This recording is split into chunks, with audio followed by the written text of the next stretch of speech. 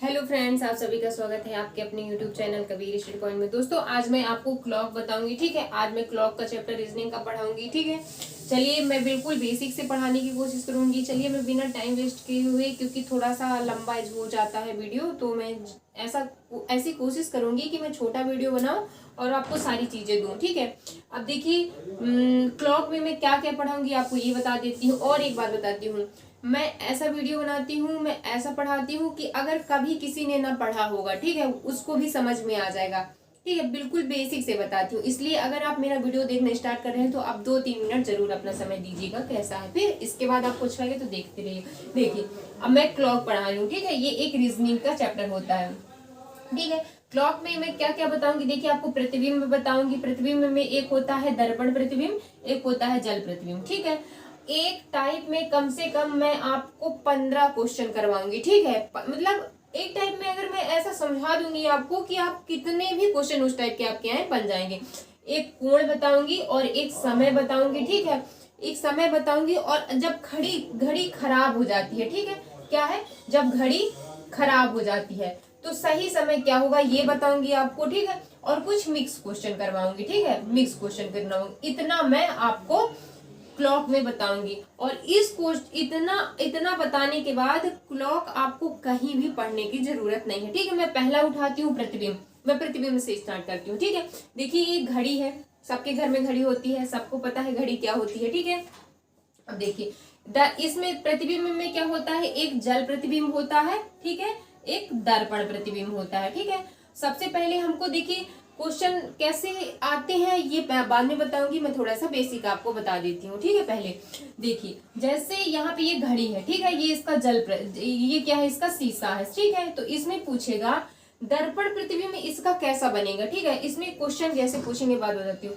इसका दर्पण प्रतिबिंब कैसे बनेगा, देखिए इसका दर्पण प्रतिबिंब समझने का एक सबसे आसान तरीका है। देखिए इसमें जो राइट में होता है, ठीक है, वो जो इसमें राइट में चीज दी होती है वो लेफ्ट में चली जाती है, इधर साइड जो लेफ्ट में दी होती है वो राइट में चली जाती है, और जो इसके पास होता है वही इसके पास होता है। जैसे यहाँ के शीशे के पास, ये मान लीजिए शीशा है, शीशे के पास 3 यहाँ पे है तो 3 यहाँ पे आएगा। 9 इधर साइड, ये दूर में है तो 9 इधर साइड आएगा। अब देखिए 12 बीच में है तो ये 12 बीच में कर दीजिए, 6 इधर है तो 6 इधर हो जाएगा।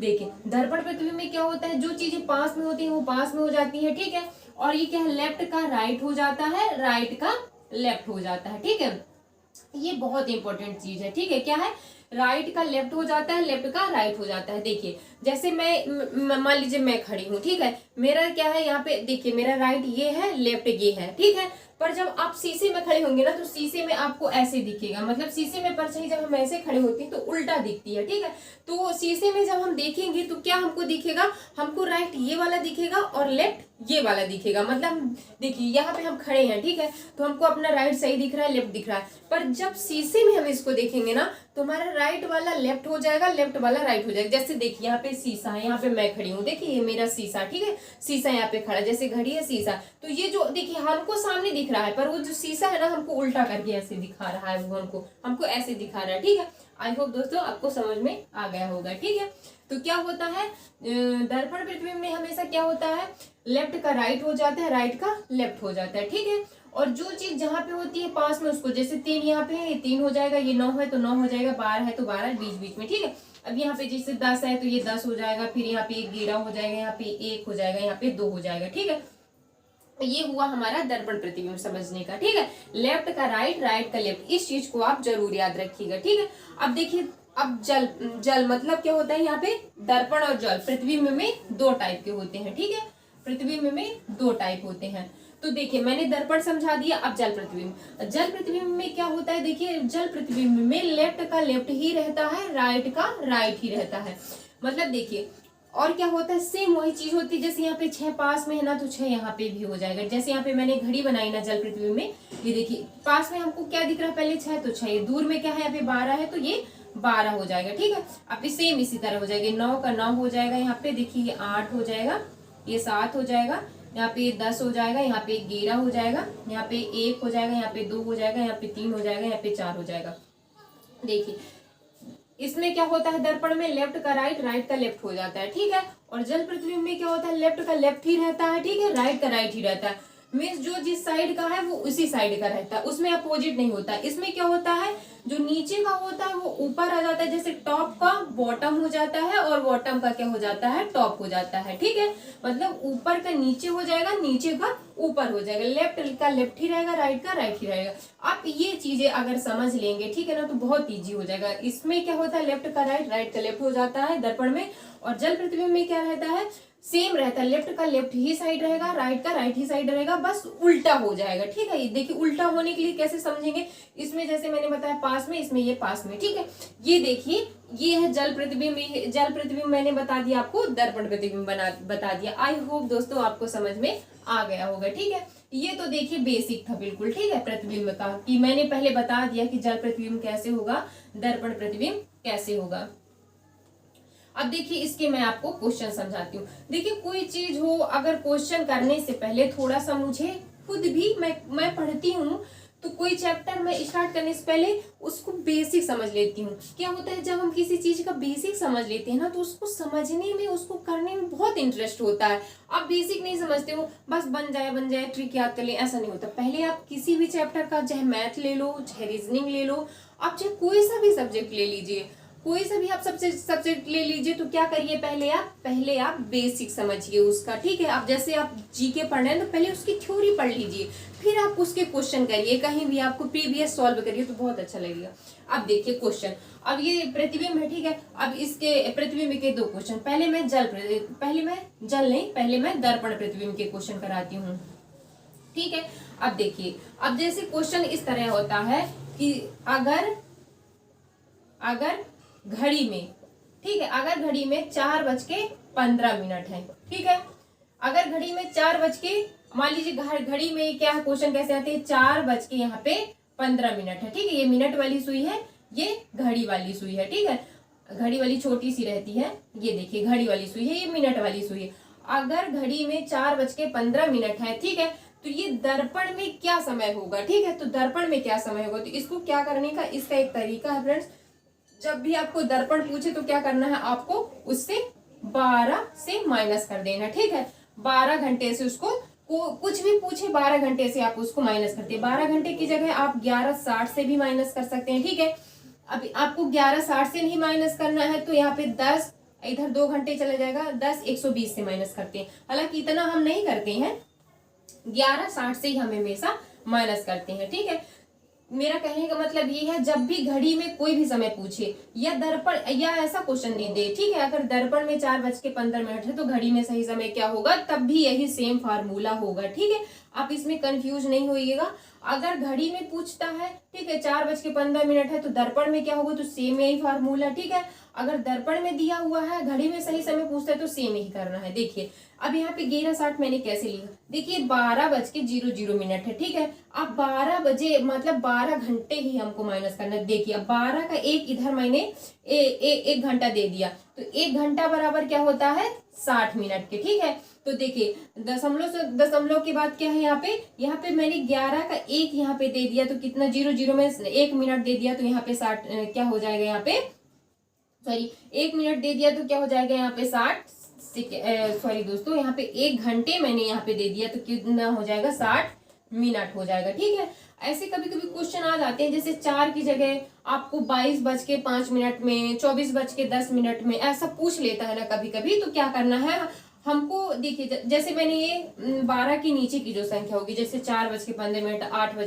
अगर 12 के ऊपर की संख्या पूछ लेता है, जैसे 22:40 में, तो आप क्या करिए, 12 का मल्टीपल लेते जाइए। ठीक है, ये तो देखिए, ये मेरा फिर से मैं एक बार अच्छे से समझा देती हूँ। ठीक है, ये क्या है, ये जब भी 12 के नीचे का समय पूछे तब के लिए। ठीक है, 12 के नीचे का समय पूछे तो आप 12 या 11:60 से माइनस कर दीजिए। ठीक है, अब मान लीजिए पूछता है 22:50 में, ठीक है, घड़ी में समय है, तो दर्पण में क्या होगा, तो 22:50 से देखिए 11, ये 12 है। ठीक है, इससे तो बड़ा है, तो अब क्या करिए, 12 दूनी 24, मतलब इसको 24 घंटे से इसको माइनस कर दीजिए। मतलब हमको क्या है, अगर बड़ी और छोटी संख्या पूछता है, ठीक है, तो हमको बिल्कुल भी कंफ्यूज नहीं होना है। 12 के मल्टीपल से, मतलब 12 के मल्टीपल मीन्स क्या होते हैं, 12 लिख लीजिए यहाँ पे, जैसे 24 लिख लीजिए, ठीक है, यहाँ पे 12 दूनी 24, 12 36 लिख लीजिए, यहाँ पे 12 का मल्टीपल होना चाहिए, ठीक है। अब देखिए एक ही क्वेश्चन में मैं सारी टाइप आपको क्लियर करवा देती हूँ, इसलिए ज्यादा क्वेश्चन नहीं बताऊंगी, 2-4 क्वेश्चन ही बताऊंगी, ठीक है। अब देखिए यहाँ पे 4:05 में घड़ी में है, तो दर्पण में क्या होगा, ठीक है। तो दर्पण के लिए मैंने क्या बताया, आप इसको 4:15 को, ठीक है, 4:15 को क्या करिए आप 11 और 60 से माइनस कर दीजिए, तो कितना होगा, 10 में से 5 गए 5, 5 में से 1 गया, कितना हो जाएगा 4 हो जाएगा। यहाँ पे कितना बचा, इसको ये देखिए यहाँ पे क्या हो जाएगा, यहाँ पे 11 में से 4 चले जाएंगे, कितना बचेगा, यहाँ पे 7 बचेगा, 7×4 11 हो, तो 7:45, ठीक है। तो अगर घड़ी में 4:15 है तो दर्पण में क्या होगा 7:45, ठीक है। हमको 11:60 से ही ज्यादा तक माइनस करना है। वैसे क्वेश्चन ऐसे ही पूछता है, 4:15, 4 अब मान लीजिए 22, मैंने बता दिया अगर पूछ ले कि अब मान लीजिए यहाँ पे पूछा है, ठीक है, अगर घड़ी में बोलता है 10:15, ठीक है, 10:15, तो सेम यही करना है। अगर घड़ी में 10:15 है तो दर्पण में क्या होगा, क्या करिए आपको इसको 11:60 से माइनस कर दीजिए, तो कितना हो जाएगा, यहाँ पे 10:15 को माइनस कर दीजिए, 5 हो जाएगा, 4 हो जाएगा, यहाँ पे 1:45, ठीक है, 1:45, ठीक है। और कर लीजिए यहाँ पे, मान लीजिए अब मान लीजिए ऐसा लिखती हूँ, अगर दर्पण में, ठीक है, अगर दर्पण में क्या लिखा है, यहाँ पे मान लीजिए यहाँ पे लिखा है 7:43 है, ठीक है, 7:43 है, तो यहाँ पे दर्पण में दिया हुआ, तो क्या होगा, यहाँ पे दर्पण में समय दिया, तो सही समय क्या होगा, ठीक है, सही समय के लिए भी सेम वही फार्मूला, आप 12 से माइनस कर दीजिए या 11:60 से माइनस कर दीजिए, ठीक है। 11:60 से आप माइनस कर देंगे तो कितना हो जाएगा, 10 में से, यहाँ पे देखिए 10 में से 3 चले जाएंगे तो कितना हो जाएगा, 7 हो जाएगा, 8 9 10, 5 में से 4 चलेंगे बचे 1 हो जाएगा, यहाँ पे 11 में से 4 7 4 11, तो कितना हो जाएगा 4:17 दोस्तों, हमारा ये आंसर हो जाएगा, ठीक है। चलिए, आई होप दोस्तों आपको ये दर्पण प्रतिबिंब समझ में आ गया होगा, ठीक है। इसके क्वेश्चन इसी तरह आते हैं। अब जल प्रतिबिंब, ठीक है, जल प्रतिबिंब, ठीक है। अब जल प्रतिबिंब को कैसे करेंगे, देखिए जल प्रतिबिंब में हमको नीचे का पूछा, ठीक है, नीचे का, अगर घड़ी में मान लीजिए 3:15 है, तो सही समय जल में क्या होगा, अगर घड़ी में 3:15 है तो जल में क्या, जल प्रतिबिंब क्या होगा, ठीक है, इसमें जल प्रतिबिंब पूछा है, ठीक है। तो जल प्रतिबिंब के लिए क्या करेंगे, जल प्रतिबिंब के लिए हमेशा क्या करते हैं, देखिए जल प्रतिबिंब के लिए हमेशा 6:30 से माइनस करते हैं, 6:30, ठीक है, 6:30 से कोई भी संख्या पूछती है तो माइनस करते हैं, ठीक है। अब देखिए 6:30, ये 3 इससे छोटा है, ठीक है, तो हम 6:30 से माइनस कर देंगे। बट अगर 6 से बड़ी संख्या हो जाएगी तो क्या करेंगे, आप क्या करिए, बस इसमें जैसे 6 है ना, ये 6, आप इसमें 6 में 12 ऐड करते जाइए, ठीक है, तो कितना हो जाएगा 18, ठीक है। 18 से भी बड़ी संख्या है तो फिर से इसमें 12 ऐड कर दीजिए, कितना हो जाएगा 8 9 10, यहाँ पे 30:30, मतलब यहाँ पे क्या करना है, अगर जल प्रतिबिंब में अगर 6 से छोटी संख्या है, ठीक है, 6 से छोटी संख्या है तो क्या करेंगे, आपको 6:30 से ही माइनस करना है।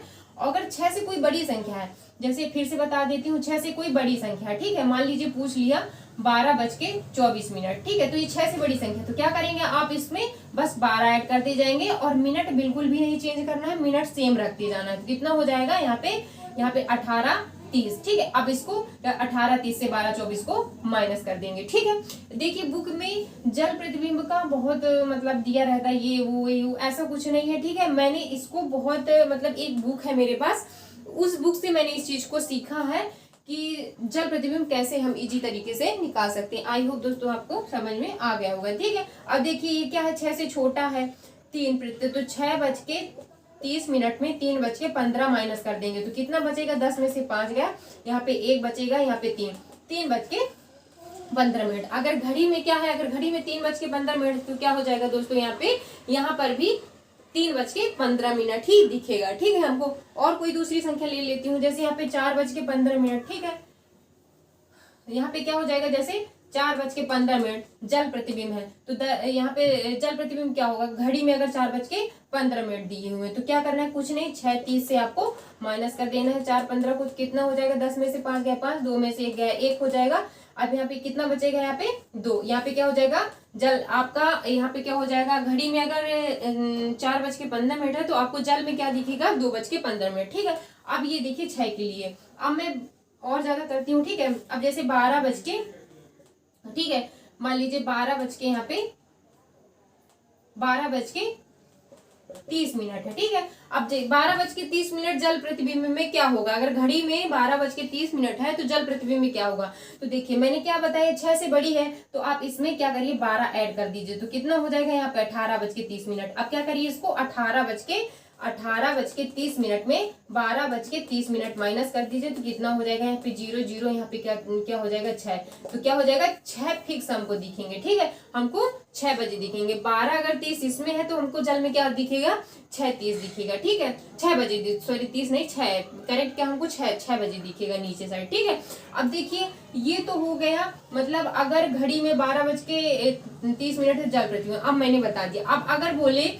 कि जल प्रतिबिंब, अगर जल प्रतिबिंब 12:30 है तो क्या है, दर्पण प्रतिबिंब में क्या होगा, तो सेम फार्मूला है, आपको 36 से ही माइनस करना है, 30 को सेम लिखते जाना है और इधर साइड 12 ऐड करते जाना है, बड़ी संख्या मिलेगी तो। ठीक है, चलिए दोस्तों, आज मैंने आपको बताया जल प्रतिबिंब। ठीक है, अब आज मैं इतना ही बता रही हूँ आपको। ठीक है, आपको अगर मेरा वीडियो अच्छा लगे तो मैं नेक्स्ट वीडियो में कोण, समय, घड़ी खराब होगी, मिक्स क्वेश्चन, ये चारों टाइप एक वीडियो में ही पूरे करवाऊंगी, पूरा बेसिक से बताऊंगी आपको, चाहे 1 घंटा मुझे लगे चाहे 2 घंटे लग जाए। ठीक है, मैं पूरा कल आपको मैं आपको थोड़ा सा बेसिक मैंने बताया कि क्लॉक होता क्या है। ठीक है, अब मतलब जैसे मैं कोण भी बनाऊंगी तो बहुत मतलब पहले बेसिक समझाऊंगी कि कोण का मतलब क्या होता है, डिग्री कैसे कोण डिग्री निकाली जाती है घड़ी में, उसके बाद मैं उस क्वेश्चन कराऊंगी। चलिए दोस्तों, वीडियो पसंद आया हो तो लाइक करिए, सब्सक्राइब करिए, सपोर्ट करिए। Thank you so much.